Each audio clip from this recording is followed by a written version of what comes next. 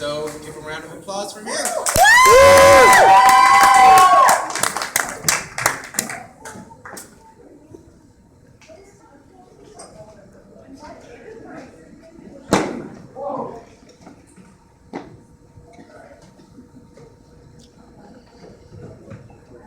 Marco. Polo.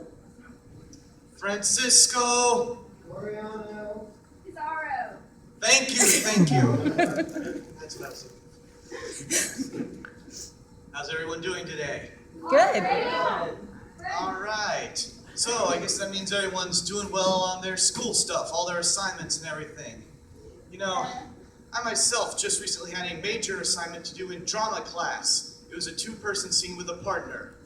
The reason why this project was such a pain was because my partner was a dude from the United States Congress. We did Romeo and Juliet, Act 3, Scene 1, and he was Benvolio. First time we tried running through our lines, he was all like this. His acting was horrible. He was all like, let's retire! The day is hot! The cabins are red! And dude! Stop, please. That was horrible. I would rather get a splinter pole vaulting into a pit of acid than watch another minute of that. What could I do? I gave him a little lesson on subtlety and making sure your actions come from your intentions. Basically being a better actor. What does he do from that? Next time we run through, he does this. I pray thee, good Mercutio, let's retire.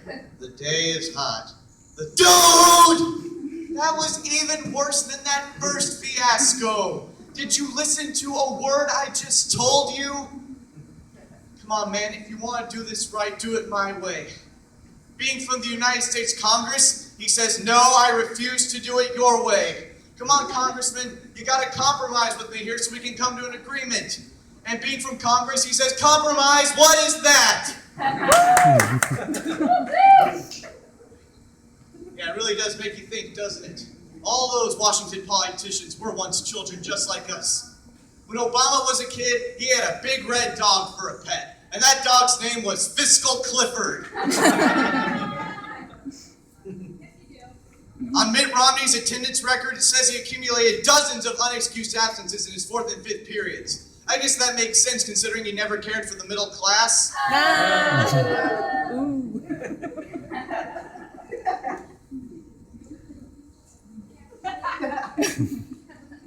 Man, those Pokemon are so narcissistic. They never talk about anything but themselves.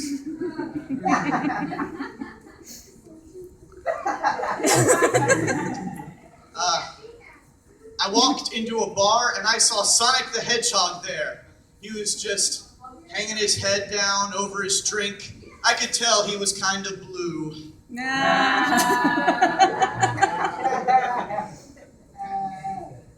I like Chinese food. I especially like fried rice cooked on a wok. But I can't say I ever understood Pac-Man's obsession with woks. That's all he ever talks about.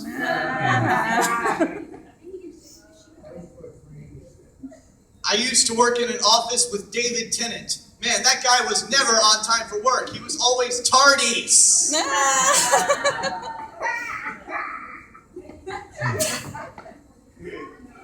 I wonder if King Oedipus gets to park in handicapped spaces because of his visual impairment.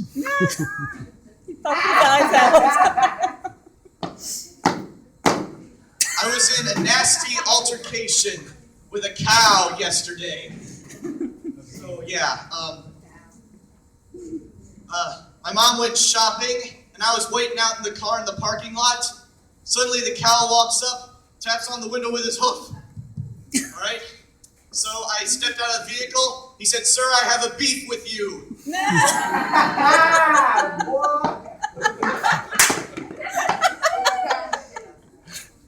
I said, "No, I don't think you want to fight me, bro. You ain't beef strong enough to defeat me."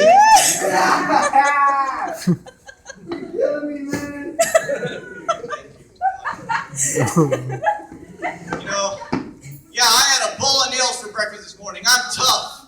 I bet you can't beat that. He says, "No, I guess I can. All was a glazed donut. Grazed.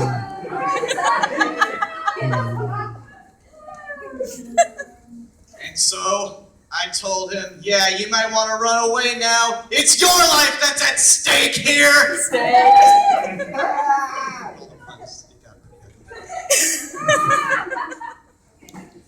Nevertheless, we quarreled. By the end, he was coughing up blood and cut, and needless to say, I made Big Macs out of him.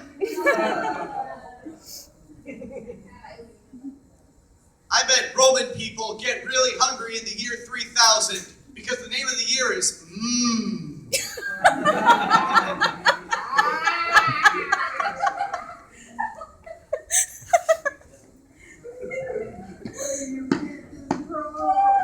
Recently, there was a dance at the local Jewish temple.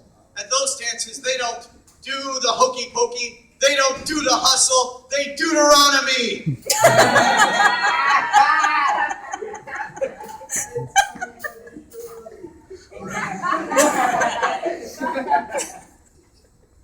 Christian Nutella is pretty much the same as regular Nutella, except that instead of palm oil, Christian Nutella uses psalm oil.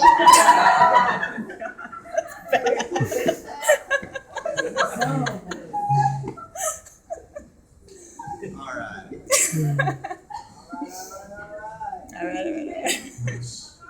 I went to lunch with Martin Luther, but he didn't order anything from the restaurant. He just ate a bunch of insects he brought himself. He said he was on a diet of worms. Diet of worms.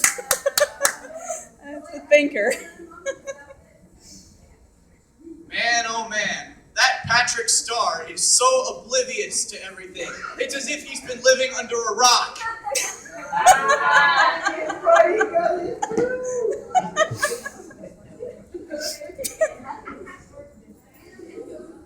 I remember one time I invented a time machine. I decided I would use it to go back in time and talk with some of the other great scientific minds of history.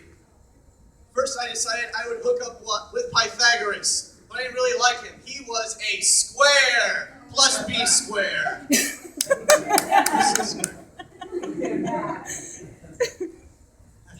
But he wasn't the only one with that problem now. I also found Reginald Punnett square.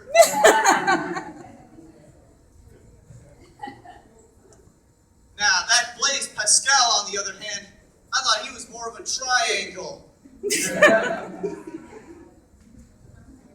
For another thing, that Pascal was such a jerk. He was so angry and short-tempered. I guess I can't blame him. He was always under a lot of pressure.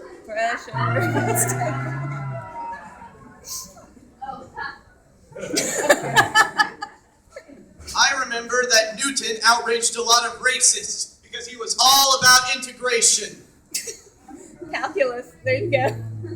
You invented calculus. But then again, I remember that some racists loved him because he was also obsessed with opposite but equal.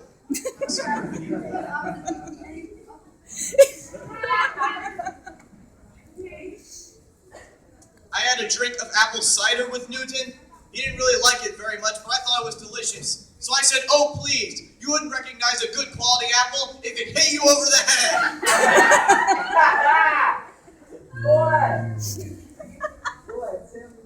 Occasionally in our conversation, Newton also would try to throw in a joke or two. The problem is his humor is too derivative.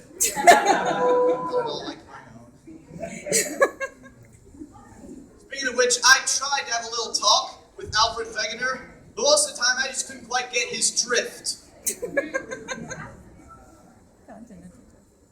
So then I decided to hook up with Nikola Tesla, the inventor of AC electricity. So when I told him about my own scientific discoveries, he was in a state of shock. I offered him one of my Lay's potato chips. He said, no, I don't really like Lay's. I prefer Zaps. Then I took him for a spin in my car. I asked him if he wanted to listen to some Floyd or Zeppelin. He said, no thanks, I prefer music that's more current. Thank you very much, everybody. Enjoy your French class.